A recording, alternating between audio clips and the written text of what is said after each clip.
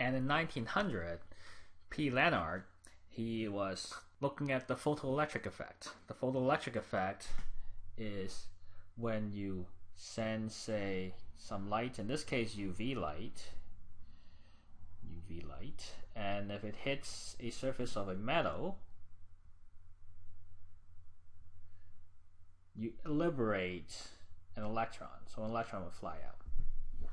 Now he wants to measure the energy that these electrons have as they come out. So what he does is, in this evacuated chamber, so that's a vacuum inside, he sets up a potential difference. So he builds up all kinds of negative charge on this side and a bunch of positive charge on the other side.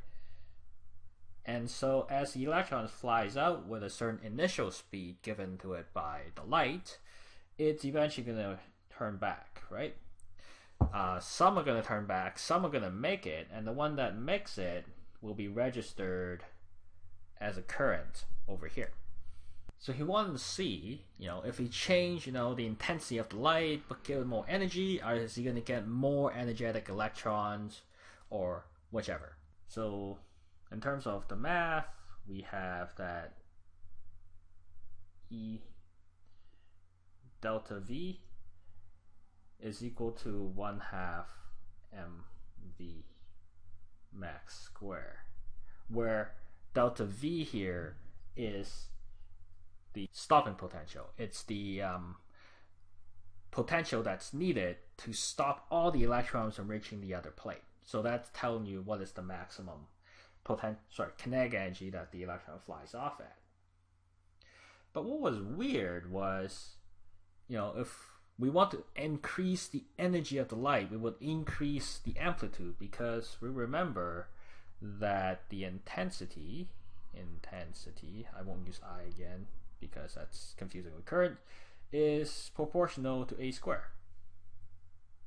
Now, you would expect more energy means electrons fly out faster, and the stopping potential would increase. But what he saw was that as you up the intensity, the current increase, but then the delta V stays the same. Weird enough, delta V actually depends on the frequency instead. That was kind of weird. Why would you, when you change the frequency of the light, then the electron absorb more energy? Whereas if you just have more light, the electron, you just have more electrons. You don't get more energetic electrons. So that was kind of really bizarre. Not only that, because we envision the UV light as a wave, you would expect, it takes some time for kind of the wave to travel through into the metal before you build up enough energy to dump an electron. That didn't happen. As soon as you turn on the light, it's possible that right away an electron will fly out. So this really upsets the view of light being a wave, because you don't expect a wave to be absorbed all at once, and you don't expect the energy of the wave to depend on its frequency and not its amplitude. So that kind of jimmy things up a little bit. And it's not until 1905 when Einstein took Planck's idea that we can start to understand how this would lead to the quantization of light. But let's go through Planck's idea first. So at the same time, Planck, as well as other physicists, were struggling to explain these things called blackbody radiation. Oh, by the way, I will be introducing a lot of names and various famous experiments, but don't get too caught up in frantically taking notes. Just sit back and enjoy kind of the progression of the ideas. So blackbody radiation. What the heck is blackbody radiation? First of all, let's talk about what we mean by thermal radiation. So you might remember, if you have a body at a certain temperature, it's going to radiate out some kind of radiation.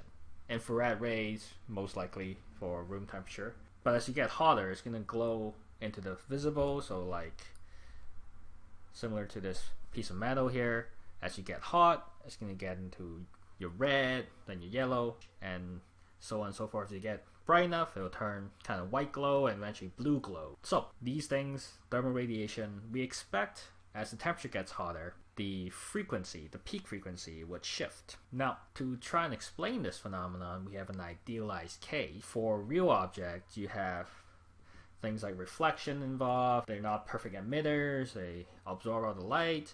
So what we want as a black body is an ideal case where it's a perfect absorber and emitter, because these two processes are exactly opposite. So if you're good at one, you're good at the other. So that's why I call them black body. They're really good at absorbing stuff, and as a result, and at the same time, they're really good at emitting their radiation as well. As kind of idealization, physicists made up this kind of idea.